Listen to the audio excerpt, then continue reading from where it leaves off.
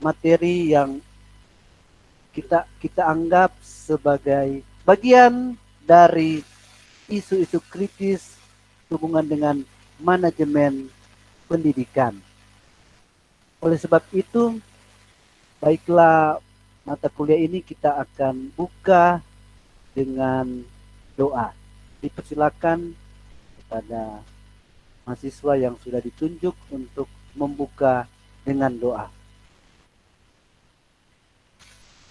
Selamat malam semuanya, selamat malam Bapak dosen. Terima kasih atas kesempatan yang diberikan kepada saya.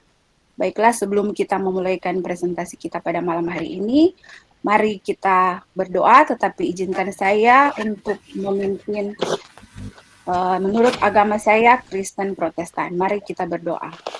Bapa di surga, terima kasih Tuhan atas kesempatan dan waktu yang masih Engkau berikan bagi kami, atas kehidupan yang masih Engkau berikan dan kurniakan bagi kami. Kami sangat bersyukur Tuhan, karena sampai pada saat ini kami masih boleh bertemu di dalam kelas isu-isu kritis manajemen pendidikan bersama dengan Bapak dosen kami yang kami cintai dan kami kasihi, yaitu Bapak Dr.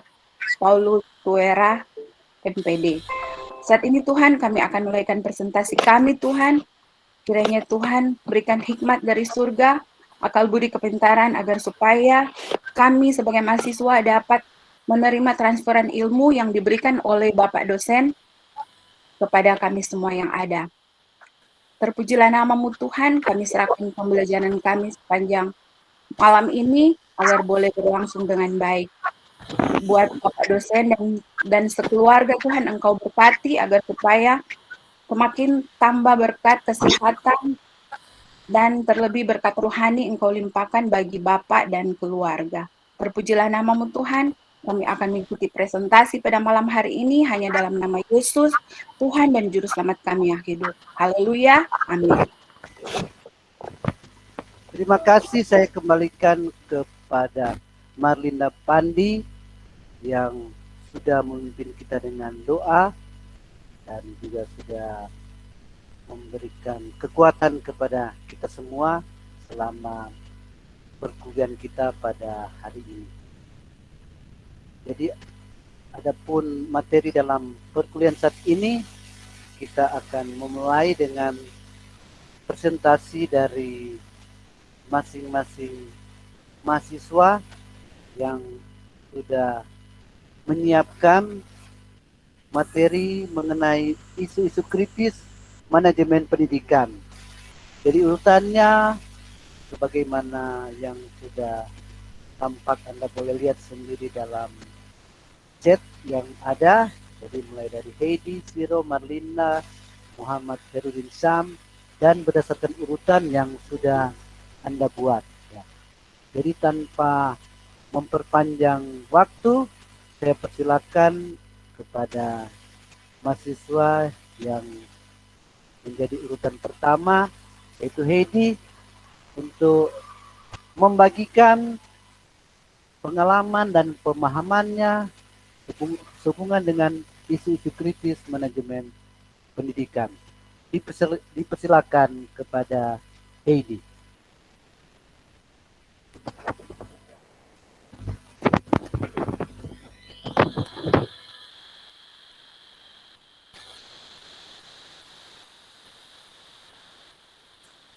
Oke, baik, terima kasih Mia untuk kesempatannya. Sebelum saya mulai, apakah terdengar jelas suara saya, teman-teman?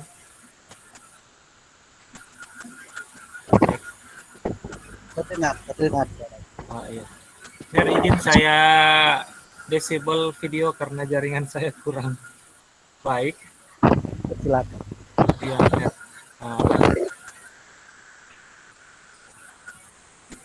Oke, saya langsung. Terima kasih untuk kesempatannya. Teman-teman, saya mengangkat tema soal fenomena kebijakan pendidikan luar biasa berdasarkan dengan apa yang sudah ditugaskan untuk kita masing-masing. Nah, kenapa saya mengambil tema ini? Karena ini sesuai dengan apa yang saya temui di lapangan berdasarkan dari kegiatan yang pernah saya lakukan bersama dengan Mir Aljon selaku pemerhati disabilitas dan memang dosen juga di bidang itu, dan juga ada beberapa undangan semua kepala-kepala sekolah di Sulawesi Utara, khususnya di sekolah luar biasa beserta guru-guru. Nah, ada yang menarik yang kami bahas dan saya dapati ketika webinar itu berlangsung, di mana ketika pandemi ini menguasai Indonesia, bukan cuma Indonesia, seluruh dunia, semua sektor pendidikan, pemerintah, dan lain-lain itu kena dampak. Nah, sehingga diberlakukanlah kebijakan-kebijakan yang ekstrem. Ekstrem yang saya katakan di sini adalah kebijakan yang cepat karena tujuannya untuk keselamatan. Nah, banyak penelitian-penelitian yang sudah mengkaji apa dampak-dampak dari pandemik dari sisi kesehatan manusia dan lebih khusus pendidikan. Saya langsung saja, yang menarik saya di sini adalah ketika kebijakan pendidikan di masa pandemi ini diberlakukan, sudah sangat terasa kesenjangannya, apalagi di sekolah-sekolah yang jauh dari internet. Kedua, ada zona-zona yang rawan, dan ketiga, infrastruktur dan lain-lain, penguasaan teknologi SDM-nya masih minim. Itu kesulitannya di reguler, kebanyakan kita dengar. Nah, ada yang lebih miris yang kita temui di sini adalah tentang keberadaan sekolah luar biasa. Tanpa sebelum adanya pandemi pun, sekolah luar biasa memang perlu ada kebijakan-kebijakan yang khusus. Contohnya kemarin soal pendidikan inklusif yang sudah ada dasar pendidikannya yang harus diberlakukan tapi tidak berjalan dengan maksimal. Nah, apalagi ditambah dengan pandemi seperti ini. Nah, lebih sangat miris ketika curhatan-curhatan dari para kepala sekolah melihat kondisi ini. Nah, curhatan mereka terkait bagaimana diharuskan sekolah melakukan pembelajaran secara daring atau belajar dari rumah. Nah, disinilah kesenjangan yang saya dapati. Pertama, sekolah luar biasa itu ada guru-guru yang mengatakan bahwa mereka sulit melaksanakan proses pembelajaran secara daring, khususnya karena mereka berhadapan dengan anak-anak kebutuhan khusus yang beragam ketunaan. Beragam ketunaan di sini mungkin teman-teman bisa tahu bahwa SLB ini ada anak yang tunanetra, tunagrahita, tunarungu, atau bahasa sederhananya yang kehilangan fungsi-fungsi indera penglihatan, pendengaran, dan lain-lain. Ada yang lebih kompleks lagi, masalah motoriknya, IQ-nya di bawah rata-rata. Jadi itu keragaman ketunaan yang ada di sekolah luar biasa. Kedua, tidak semua guru dan siswa berkebutuhan khusus menguasai memiliki fasilitas perangkat dan akses internet. Nah, mungkin ini sudah menjadi masalah umum ya di sekolah-sekolah reguler. Tapi berdasarkan dengan poin pertama dari keberagaman ini, mungkin ini akan menjadi kesenjangan yang lebih kompleks karena anak-anak kebutuhan khusus tidak semua bisa menggunakan fasilitas ini karena kebanyakan pembelajarannya pun masih terkait tentang kemandirian diri. Nah, itu. Ketiga, karena ini ada desakan harus belajar dari rumah, jadi perlu ada dorongan untuk penggunaan internet. Berbicara daring kan itu membutuhkan internet. Nah, yang didapati di sini adalah sekolah luar biasa ini tempatnya ya mujur-mujuran kalau per kabupaten itu ada SLB. Nah, kalaupun ada SLB, siswa-siswanya juga itu jauh rumahnya dan tempat tinggalnya. Beruntung SLB itu ada asrama. Kalaupun ada asrama di masa pandemi ini tidak boleh di asrama. Jadi itulah kesenjangan. Dan keempat, kelima tadi 3-4 sudah saya satukan. Kelima, tidak semua orang tua berkebutuhan khusus setuju dengan pembelajaran daring dan harus belajar dari rumah. Nah, ternyata ketika kebijakan ini berlakukan, tidak semua orang tua setuju. Entah kenapa mereka tidak setuju, karena mereka sangat menyadari bahwa ketika kebijakan ini berlakukan, eh, pendidikan di sekolah luar itu terhenti dan guru-guru pun kesulitan untuk menjangkau anak-anak. Dan keenam, mengharuskan belajar tanpa saling menyentuh, membatasi jarak. Nah, ini menjadi masalah lain juga karena ada anak-anak kebutuhan khusus yang proses pembelajarannya itu harus ada proses sentuhan. Misalnya untuk menangani anak tunarungu, di sana harus ada terapi-terapi vibrasi, suara. Jadi harus ada sentuhan-sentuhan. Belum lagi dengan tunanetra. Jadi itulah yang menjadi permasalahan.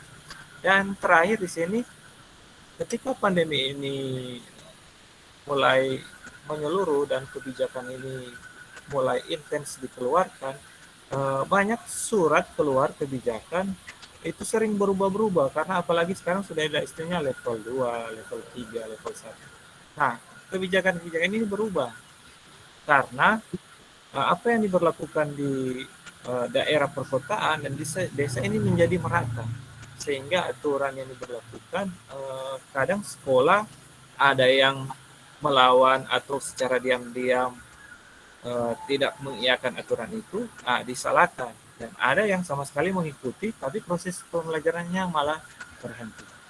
Nah, mungkin itu gambaran kesenjangan yang saya lihat. Padahal harapannya ketika ini dirumahkan bukan berarti sekolah itu terhenti, proses pelajaran yang terhenti. Maka di sini saya melihat ada kesenjangan antara kenyataan dan harapan, bahwa pemerintah berharap bahwa pembelajaran itu tetap berlangsung walaupun dirumahkan, dan kenyataan yang saya dapati seperti ini. Nah, tentu saya akan juga menawarkan solusi. Menawarkan solusi ini juga berdasarkan dari apa yang sudah sekolah-sekolah lain lakukan dan menanggapi kebijakan yang diberlakukan. Lebih khusus saya pandangkan pada sekolah luar biasa.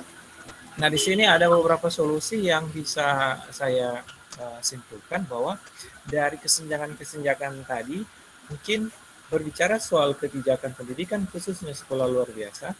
Pertama, sekolah perlu memulai pembiasaan mengikuti perkembangan teknologi.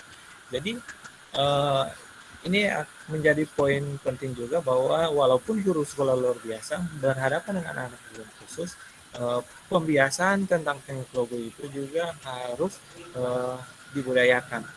Kedua, perlu ada peningkatan anggaran pembelajaran di masa pandemi.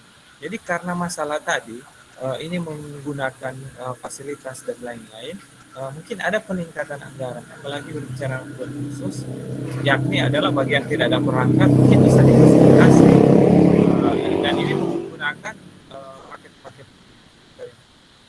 Mungkin itu soal poin kedua. Ketiga, perlu diadakan pengembangan infrastruktur internet. Jadi ini juga menyangkut dengan pemerintah yang membuat kebijakan. Jadi sebelum mengambil kebijakan mungkin bisa memperhatikan hal ini juga. Keempat, perlu ada tempat tinggal dekat dengan sekolah agar guru dapat menyangkut siswa. Nah, ini menjadi jawaban dari apa yang saya katakan tadi, ketika siswa itu jauh dari tempat tinggal antara sekolah dan tempat tinggalnya. Nah, solusi ini saya konsultasikan dengan salah satu sekolah luar biasa yang ada di Poyowa Besar di Kota Mobagu. Di sana, walaupun kebijakannya mengharuskan siswa itu belajar dari rumah, karena melihat mereka kurang keterjangkauan akses internet dan aksesnya kurang, aksesnya sangat jauh, mereka membuat kebijakan internal untuk siswa-siswa itu ditinggalkan di dekat sekolah, dan proses pembelajarannya daring juga. Daring dalam arti ada pantauan khusus, namun pantauan khususnya mereka lebih banyak interaksi dengan orang tua. Dan selanjutnya, nah di sini juga untuk solusi kelima, sekolah perlu membuat program home visit. Nah, jadi ada wilayah-wilayah tertentu yang memungkinkan untuk home visit. Home visit jadi artinya ketika siswa ini sudah agak lebih dekat jaraknya di sekolah, bisa melakukan home visit. Dan keenam, sebaiknya melibatkan semua stakeholder dalam pengambilan kebijakan, baik guru, orang tua, dan pengambilan kebijakan sendiri. Yang saya maksudkan di sini adalah ke depan misalnya ketika ingin membuat kebijakan untuk pendidikan khusus SLB itu harus disurvei dulu lokasinya, survei dulu keberadaannya, dan survei dulu kondisi siswa, guru, dan lain-lain. Jadi sehingga kebijakan ini yang saya harapkan adalah ke depan tidak menjadi merata seperti sekolah-sekolah reguler lainnya, karena SLB ini sangat khusus dan diikat dengan keberagaman anak-anak itu sendiri. Dan terakhir, sebelum mengambil kebijakan, sebaiknya survei lapangan. Di sini saya tekankan lagi, survei lapangan adalah melihat kondisi di lapangan supaya kena sasarannya dengan objek yang uh, mengeluarkan kebijakan pemerintah kepada sekolah luar biasa. Itu dari saya, Mir. Terima kasih untuk kesempatannya. Semoga teman-teman bisa memahami kondisi ini dan bisa ada tukar tambah pikiran. Terima kasih. Terima kasih, saya kembalikan kepada Heidi yang membawakan materinya kebijakan khususnya untuk mereka yang berkebutuhan khusus. Barangkali di antara mahasiswa yang lain ada yang ingin menambahkan atau memberikan masukan lain, silakan kalau ada. Sehubungan dengan tema yang sudah dibawakan oleh Heidi.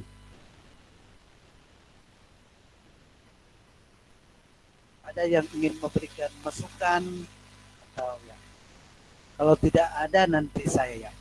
Heidi masih bisa mendengarkan suara saya, Heidi? Ya. Ya, Mer, sangat jelas, Mer. Ya, oke, terima kasih. Bagaimana tadi kan kamu ungkapkan tidak semua guru ataupun juga siswa yang berkebutuhan khusus memahami teknologi atau juga bahkan memiliki sarana teknologi. Bagaimana sejauh pengalaman yang Anda lihat untuk mengatasi beberapa siswa yang tidak memiliki, caranya bagaimana supaya anak-anak bisa lancar dalam mengikuti pembelajaran di masa pandemi? Bagaimana Anda melihatnya? Silakan. Ya, saya melihat di lapangan teman-teman guru SLB yang juga produktif dalam kegiatan ini. Mereka mengambil solusi. Pertama, ada bantuan-bantuan sekolah yang ternyata bisa digeser untuk pengadaan fasilitas. Kalaupun perangkatnya itu sudah ada, tidak berhenti sampai di situ. Mereka melakukan pembinaan bukan lagi ke siswa, tapi ke orang tua pendamping. Karena kalau berbicara anak-anak belum khusus, mereka juga untuk mengoperasikan itu masih ada kesenjangan. Jadi lebih ke pembinaan orang tua dan pendampingan intens. Itu masalah perangkat sih. Ya. Oke, terima kasih. Ada yang teman ingin menambahkan sehubungan dengan materi yang disampaikan oleh Heidi? Saya persilakan kalau ada.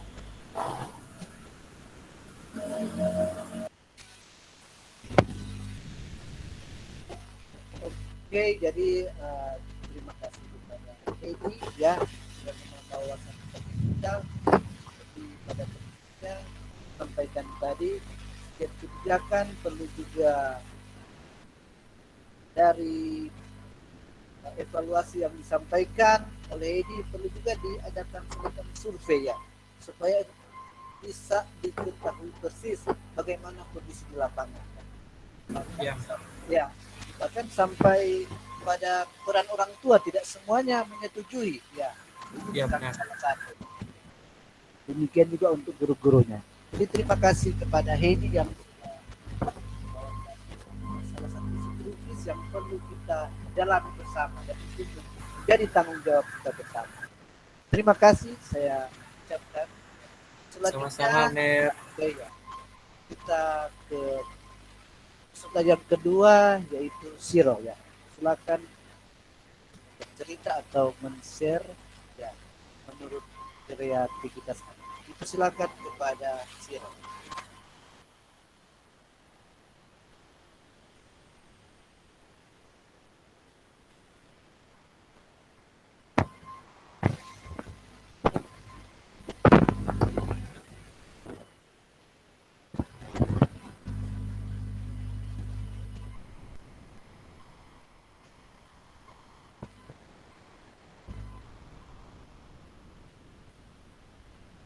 Nanti sesudah Siro, Marina Pandi, Muhammad Hicam, Ahmad Satar.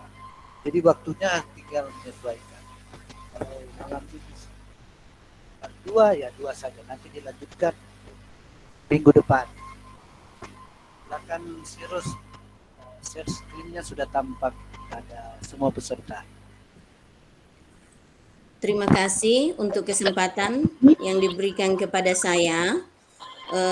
Yang terhormat Bapak dosen Dr. Robert Paulus Tuere Magister Pendidikan, teman-teman semua S2 Manajemen Pendidikan kelas A maupun kelas B. Saat ini saya akan mempresentasikan materi saya, namun sebelum itu izinkan saya bertanya, apakah suara saya terdengar? Terdengar jelas. Oke, terima kasih. Yang saya pilih saat ini yaitu pendidikan di masa pandemi. Kalau tadi saya sempat mendengar materi yang disampaikan oleh Bapak Hedi, hampir mirip-mirip dengan materi yang saya pilih saat ini. Seperti yang kita ketahui bersama bahwa situasi kehidupan dalam rentang tahun 2019 sampai dengan 2021 sampai dengan saat ini itu mengalami banyak sekali perubahan. Keadaan di mana pendidikan mengalami penurunan dan kesulitan yang cukup tinggi. Hal tersebut disebabkan oleh merebaknya wabah virus COVID-19. Nah, dengan penyebarannya yang begitu cepat membuat banyak negara mengalami situasi pandemi, termasuk negara kita, negara Indonesia. Untuk mencegah penyebaran virus tersebut, pemerintah telah memberlakukan berbagai peraturan dan kebijakan seperti isolasi mandiri, social and physical distancing atau menjaga jarak, pembatasan sosial berskala besar PSBB, hingga pemberlakuan pembatasan kegiatan masyarakat atau PPKM. Dengan adanya hal tersebut menyebabkan masyarakat harus stay at home atau belajar dan bekerja dari rumah. Seperti yang kita lakukan pada saat ini, kita belajar dari rumah. Yang menjadi alasan saya mengapa saya memilih materi atau judul ini untuk dicarikan solusi, karena menurut saya akibat dari pandemi ini membuat banyak perubahan di berbagai sudut kehidupan, termasuk tentunya seperti yang saya sampaikan tadi dalam dunia pendidikan, di mana dengan adanya pembelajaran dari rumah itu menyebabkan beberapa dinamika pembelajaran pendidikan di Indonesia. Di antaranya, proses pembelajaran di sekolah itu beralih menjadi secara daring atau online. Walaupun seperti yang kita ketahui saat ini sudah mulai ada tatap muka terbatas. Tapi belum semua sekolah melakukan hal tersebut. Kemudian yang kedua, media pembelajaran mengalami transformasi menjadi berbasis teknologi dengan memanfaatkan aplikasi Meet Online, e-learning, sosial media, bahkan juga saluran televisi dan sebagainya. Kemudian yang ketiga, penyesuaian evaluasi atau ujian standar kenaikan kelas dan kelulusan siswa. Dan yang keempat, peran orang tua siswa dituntut sebagai pengganti guru di rumah mengontrol pembelajaran. Nah, itu beberapa perubahan atau masalah yang dihadapi dunia pendidikan pada saat terjadinya COVID-19 saat ini. Walaupun masih banyak lagi masalah-masalah yang lain. Ini saya cuma ambil contohnya 4 saja. Nah, selain itu dengan adanya pandemi itu menyebabkan penyelenggaraan pendidikan secara tidak langsung dipaksa untuk berinovasi dalam proses pembelajaran di masa pandemi secara daring atau pembelajaran jarak jauh untuk tetap dapat meningkatkan mutu pembelajaran itu. Dalam pelaksanaannya, pembelajaran daring ini seringkali dijumpai masalah ataupun ketidaksesuaian dengan pembelajaran yang diharapkan. Banyak yang menyangka tanggung jawab dan beban pengajar dalam melaksanakan pembelajaran daring itu jauh lebih mudah dibanding dengan pembelajaran konvensional. Itu anggapan orang lain, tapi tentunya tidak seperti yang kita alami secara langsung sebagai seorang guru. Karena tentunya kalau orang sebagai guru bukannya lebih gampang, tetapi malahan itu lebih mempersulit kita. Nah, di sini terdapat beberapa permasalahan pendidikan secara umum di masa pandemi COVID-19, yaitu keterampilan pengajar dalam pemanfaatan teknologi. Tidak semua guru ataupun siswa itu sudah terbiasa dengan teknologi. Walaupun memang kebanyakan sudah terbiasa dengan teknologi, tapi seperti yang saya katakan di awal tadi, tidak semua. Ada guru-guru yang sudah tua atau siswa-siswi yang dari pedesaan yang belum terlalu paham dengan teknologi. Nah, solusinya di sini, guru ataupun siswa yang belum terbiasa dengan teknologi itu sudah harus membiasakan diri mengikuti perkembangan dengan teknologi. Apakah dengan cara belajar dari teman-teman yang sudah tahu, atau bahkan mungkin boleh mengikuti kursus yang singkat. Kemudian yang kedua, kendala ketidakstabilan koneksi jaringan internet saat pembelajaran.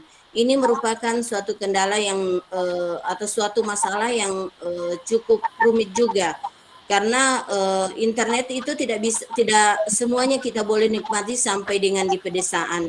Di pedesaan biasanya mereka untuk boleh mau belajar secara online atau mendapatkan koneksi internet yang baik, kadang-kadang mereka harus naik ke atas gunung. Kadang-kadang mereka harus naik ke atas gunung untuk mendapatkan jaringan internet yang bagus. Seperti yang saya alami sendiri sebagai seorang guru, saya punya siswa yang tinggal di pedesaan, di desa Kinaleosan, itu saya pernah survei ke sana. Mereka itu untuk boleh mendapatkan jaringan internet, mereka harus naik di atas gunung. Dan ke atas gunung itu tidak bisa dijangkau dengan kendaraan beroda 4. Cuma boleh dengan jalan kaki, tapi boleh juga kalau mau dipaksakan dengan kendaraan roda 2. Tapi itu pun cukup membahayakan bagi mereka. Di sana tidak ada atap atau rumah yang boleh melindungi mereka dari teriknya sinar matahari atau dari hujan. Jadi kalau misalnya tiba-tiba hujan deras, mereka harus kembali turun dari gunung. Kembali turun dari gunung, mungkin cuma mau ambil daun pisang untuk boleh melindungi mereka dari derasnya hujan, karena tidak ada rumah penduduk yang ada di sekitar gunung tersebut. Kemudian yang ketiga, tidak semua siswa mempunyai perangkat teknologi yang dibutuhkan. Ini juga saya alami sendiri. Tidak semua siswa saya yang ada di SMK Negeri 3 Tondano itu memiliki perangkat seperti HP yang cukup canggih, apalagi yang namanya laptop atau komputer. Kadang-kadang mereka harus bergabung dengan teman-teman yang mampu atau memiliki perangkat teknologi yang memadai untuk mengikuti pembelajaran daring. Kadang-kadang itu mereka online, mereka menggunakan satu HP dan di situ ada 3 siswa yang ikut. Kemudian yang keempat, penggunaan hipermedia teknologi hanya digunakan untuk media pengganti tugas saja. Dan yang berikut, rentan terhadap perilaku jahat. Contohnya seperti ini, bocornya akun yang tercantum dalam suatu aplikasi di saat mereka diskusi. Nah, di sini ada beberapa solusi atau jalan keluar yang kira-kira bisa ditempuh untuk permasalahan yang ada di atas. Yang pertama itu, lokasi di dekat lingkungan rumah yang sulit terjangkau jaringan internet untuk sementara pindah ke lokasi yang tentunya terjangkau dengan jaringan internet. Di sini juga yang kedua, menggunakan media pembelajaran daring yang variatif sehingga siswa itu tidak jenuh. Karena kalau hari-hari orang cuma mau masuk Google Meet, orang mau bilang ini kita menjelaskan ini dan itu tanpa adanya model-model pembelajaran yang variatif, tentunya siswa akan merasa jenuh atau mereka akan merasa bosan dan di kesempatan itu mereka akan menutup kamera mereka dan mengerjakan hal-hal yang menurut mereka lebih menarik untuk mereka lakukan. Padahal sebelum kegiatan pembelajaran mulai, kita biasanya sudah menyarankan ke siswa-siswa, pasang kamera online, pasang itu kamera supaya guru-guru boleh melihat apakah betul-betul siswa yang ada di situ benar-benar siswa atau benar-benar menggunakan seragam dan atribut yang biasanya digunakan saat kegiatan belajar mengajar di kelas. Kemudian yang ketiga, upayakan menggunakan media daring yang variatif yang bisa digunakan untuk berinteraktif, supaya ada komunikasi antara siswa dan guru. Kemudian yang keempat, menggunakan media daring yang bisa live, agar karakter atau perilaku pelajar lebih relatif untuk dipantau atau dilihat oleh guru. Kemudian yang terakhir, memberikan materi yang akan disampaikan sehari sebelum pembelajaran agar pelajar sudah dapat terlebih dahulu membaca materi tersebut. Sehingga di saat kita menyajikan materi tersebut, setidaknya siswa sudah memiliki bekal. Mereka sudah ada pendapat-pendapat atau pertanyaan-pertanyaan yang bisa mereka sampaikan di saat kita melakukan kegiatan belajar mengajar. Demikianlah presentasi saya saat ini, dan untuk perhatian disampaikan terima kasih, dan saya kembalikan kepada yang terhormat Bapak dosen Dr. Robert Paulus Tuera, Magister Pendidikan. Terima kasih. Terima kasih, saya kembalikan kepada Siro presentasikan dengan baik apa yang menjadi isu yang perlu diangkat saat ini. Ada yang ingin menambahkan sehubungan dengan pengalaman yang dialami oleh Siro di antara teman-teman yang ada di sini? Dipersilakan ya, untuk mengaktifkan audio, ingin menambahkan atau memberikan nuansa lain, dipersilakan kalau ada. Ya, terima kasih Mer untuk Silakan. Sangat menarik, memang pendidikan di masa pandemi ini adalah pergumulan semua kalangan, baik orang tua, guru, pemerintah. Nah, terlebih khusus untuk guru, saya tertarik di poin masalah soal bagaimana guru itu menciptakan media pembelajaran yang lebih kreatif agar anak-anak itu lebih mood untuk belajar. Karena kan berbicara tentang media pembelajaran, berbicara media pelajaran digital, anak-anak pada dasarnya suka yang namanya games. Karena games itu mengandung tantangan-tantangan yang mendapat reward. Masalah ini juga pernah didapati teman-teman yang situasinya saya contohkan di yang sudah ada masalah baru, kurangnya motivasi belajar siswa walaupun menarik.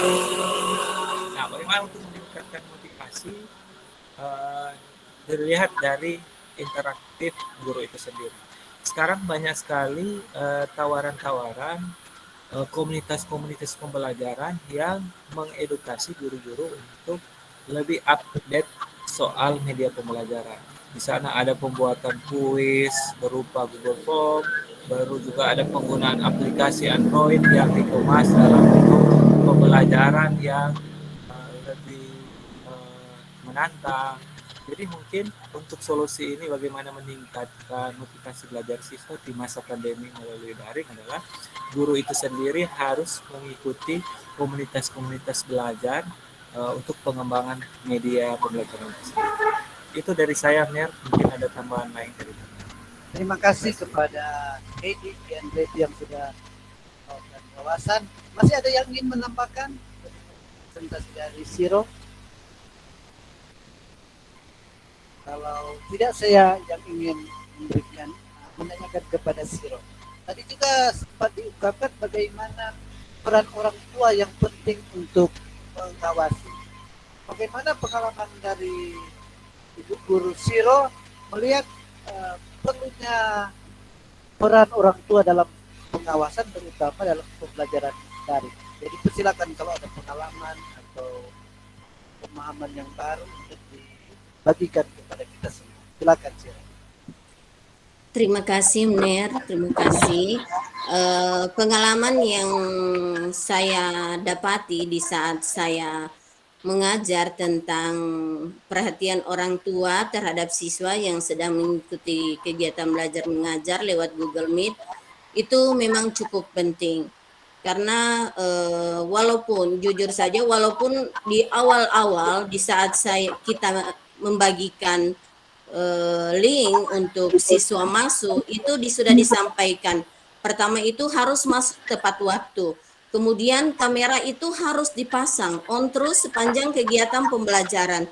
Tapi yang kita tahu bersama guru-guru bahwa dari sekian mungkin siswa sekitar 35 siswa.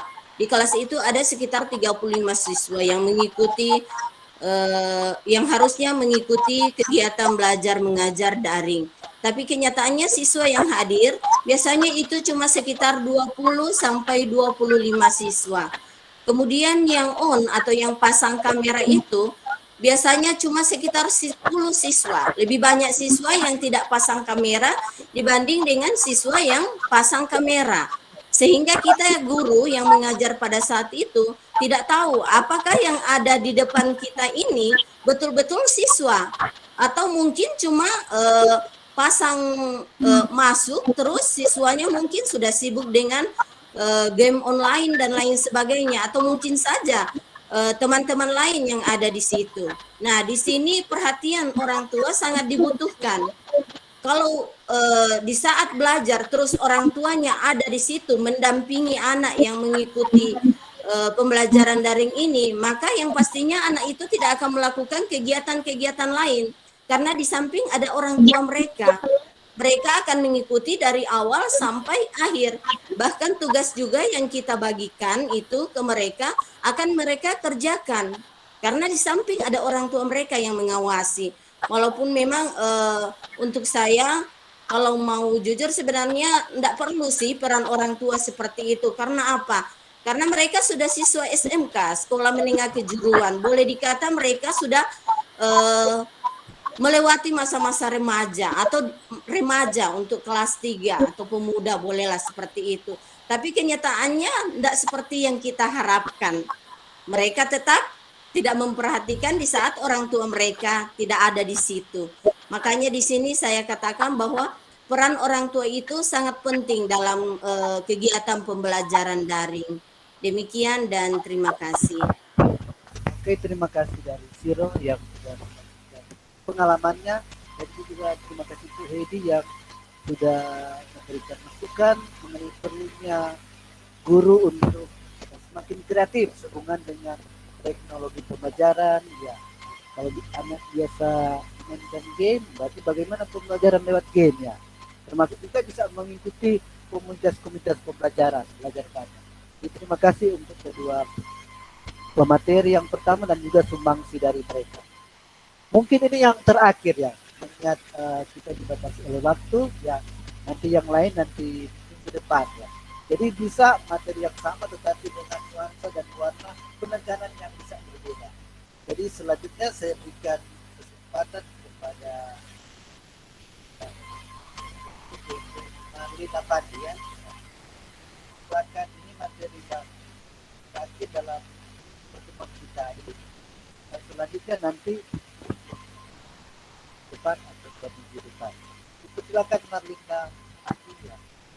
Langsung mau bercerita atau tidak ingin membagikan, dipersilakan.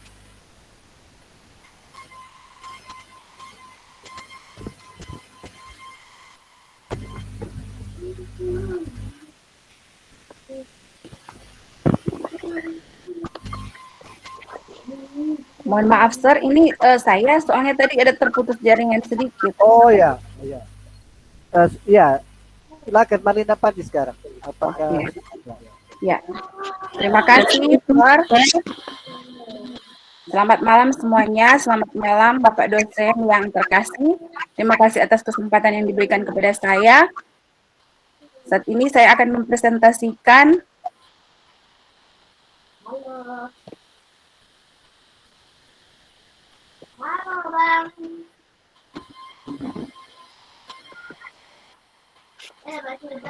mata kuliah isu-isu kritis manajemen pendidikan, ringkasan materi kuliah pertemuan keempat.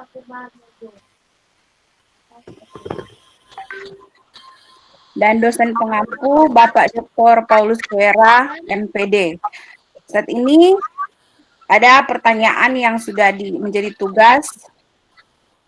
Materi yang berhubungan dengan dunia pendidikan saat ini yang pantas dibicarakan atau didiskusikan adalah pembelajaran jarak jauh atau daring, dalam jaringan dan luring atau luar jaringan.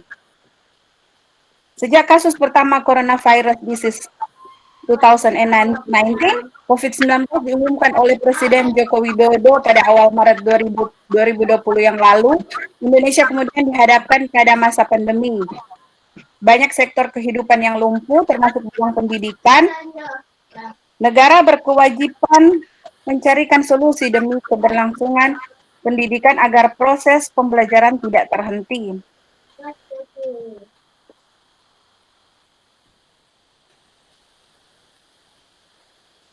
Mulai Senin 16 Maret 2020 hingga saat ini, kegiatan belajar mengajar tidak lagi berlangsung dengan tatap muka di sekolah, melainkan dengan pembelajaran jarak jauh atau PJJ. Peserta didik belajar dari rumah dengan bimbingan dari guru dan orang tua. Kegiatan pada awal pandemi, media atau aplikasi yang digunakan untuk pembelajaran daring adalah WhatsApp. Aplikasi ini mempunyai kelebihan relatif murah dalam pemakaian kuota internet dan hampir semua orang tua peserta didik sudah mengenalnya. Kekurangannya antara lain, video grup di WhatsApp hanya bisa diikuti oleh 4 orang, sehingga tidak bisa digunakan untuk pembelajaran langsung yang maksimal. Selain itu, aplikasi ini juga tidak efektif untuk tempat pengumpulan tugas peserta didik, sehingga perlu dicari alternatif yang lain. Kemendikbud menayangkan sebuah program belajar dari rumah atau BDR yang disiarkan TVRI pada pertengahan bulan April 2020. Program ini diisi dengan berbagai tayangan edukatif dan menyenangkan sebagai alternatif pembelajaran bagi peserta didik, orang tua, dan guru. Kelebihannya, peserta didik menonton dari TVRI didampingi orang tuanya untuk meringkas materi yang disampaikan. Kekurangannya adalah tidak semua peserta didik di rumahnya ada televisi. Ada juga yang mempunyai televisi tapi tidak dapat menangkap siaran TVRI.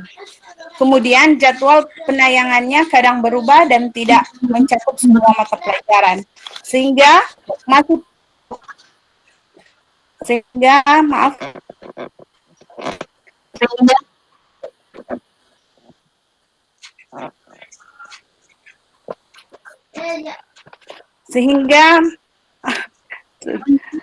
tinggal menonton dari rumah didampingi orang tua untuk meringkas materi.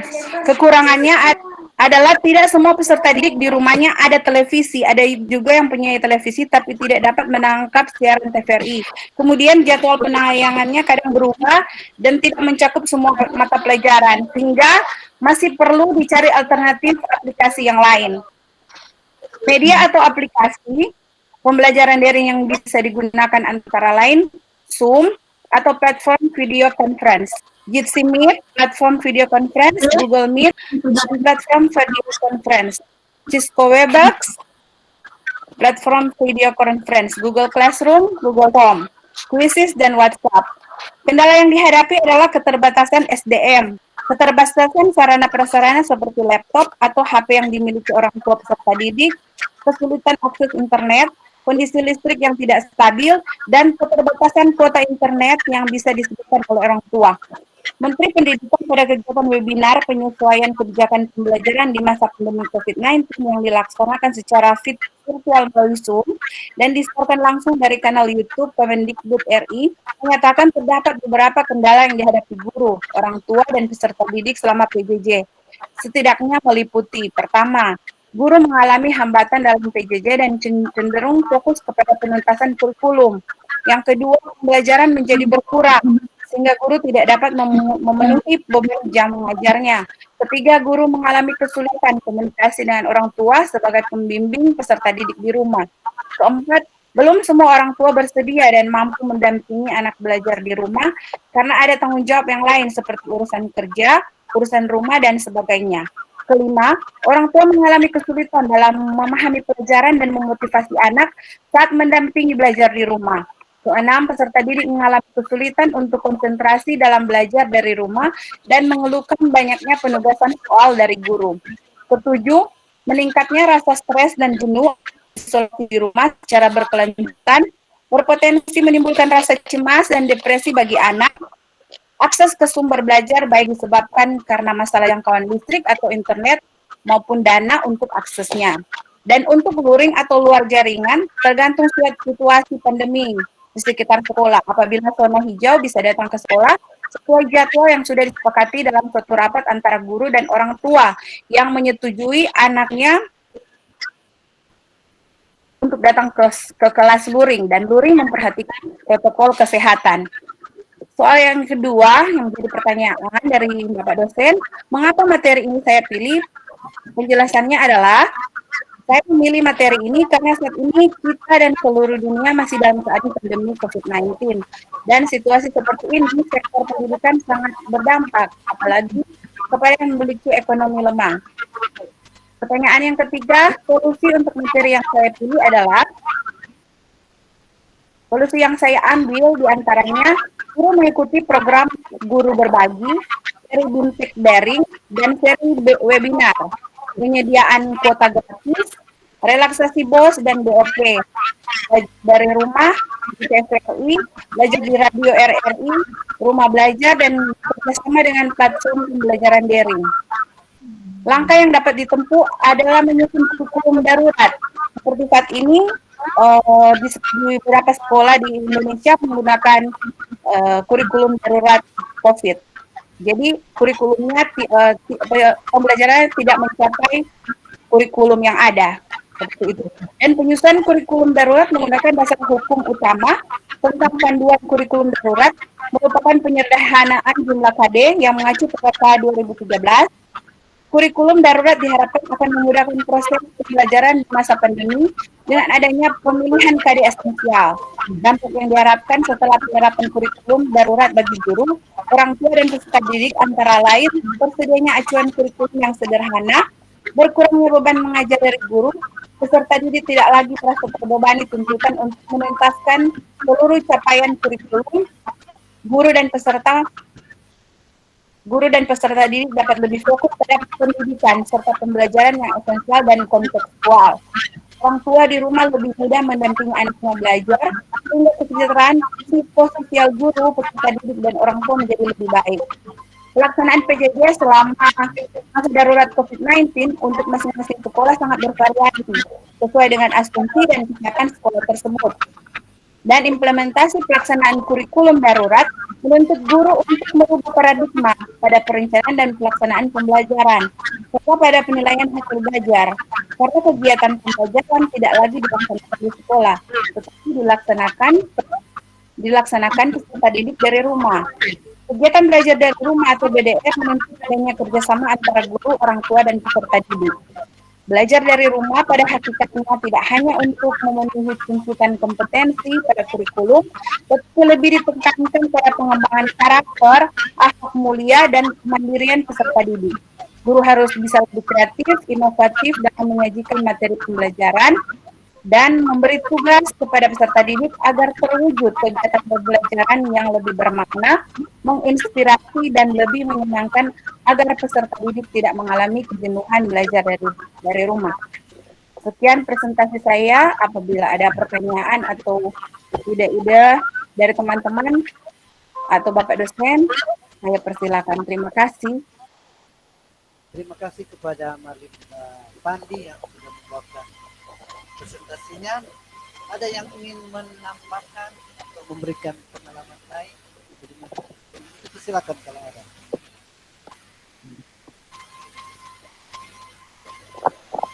Oh, tidak, saya coba menanyakan satu hal. Bagaimana upaya praktis dari seorang guru? Ini saya tanyakan untuk Marlina Pandi. Bisa juga kalau ada yang lain bisa menjawab untuk mengatasi kejenuhan siswa. Ya, sehubungan dengan pembelajaran yang Anda buat atau yang dilaksanakan sekarang. Silakan Marlina Pandi. Bagaimana supaya siswa itu tidak jenuh? Ya, terima kasih. Kalau menurut saya akan menggunakan media pembelajaran lewat PowerPoint atau video, karena rata-rata kalau SD sampai SMP dan SMA biasanya lebih menarik pembelajaran, apalagi saya mengajar bahasa Inggris, lebih menarik apabila ada pembelajaran dengan video lewat overhead projector, jadi ditancapkan terus dibuat semenarik mungkin, dibuat pembelajaran seperti puzzle atau kuisis dalam bentuk pertanyaan seperti itu supaya pembelajarannya menarik dan kreatif. Jadi itu bisa membantu. Oke, terima kasih Terima kasih. kepada Madinda Pandi. Masih ada yang ingin menanggapi, memberikan masukan? Ya. Kalau tidak ada, jadi terima kasih kepada semua tiga mahasiswa yang sudah mempresentasikan.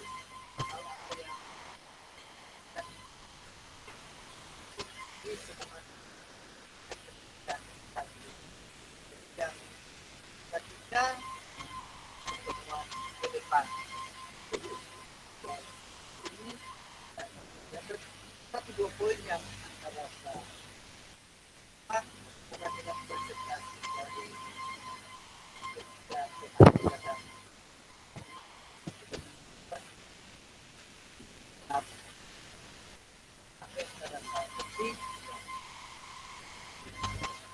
satu dua poin saja. Oke, demikian pertemuan kita pada hari ini. Semangat tutup dengan doa yang akan dibawakan oleh Abu. Silakan.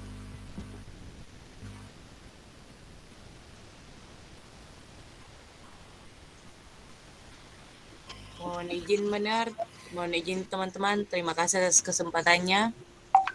Marilah kita menundukkan kepala sejenak sembari berdoa menurut dengan agama dengan kepercayaan kita masing-masing. Berdoa dimulai.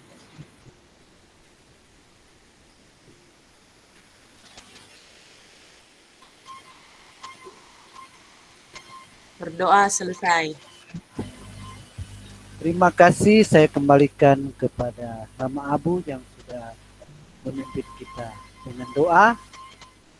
Semoga materi yang kita sudah dengarkan saat ini sehubungan dengan kebijakan pendidikan, terutama yang mereka yang berkebutuhan khusus, kemudian pembelajaran daring yang sudah disampaikan, berdasarkan pengalaman dan pemahaman bisa berikutnya bagi kita. Assalamualaikum warahmatullahi wabarakatuh. Om Santi Santi Om. Namo Buddhaya, salam sejahtera untuk kita semua. Dominus Vobiscum. Thank you. Terima kasih, Mner. Selamat malam. Selamat malam. Ya, God bless. Terima kasih, Bener. sama-sama. Terima kasih. Terima kasih, Mas.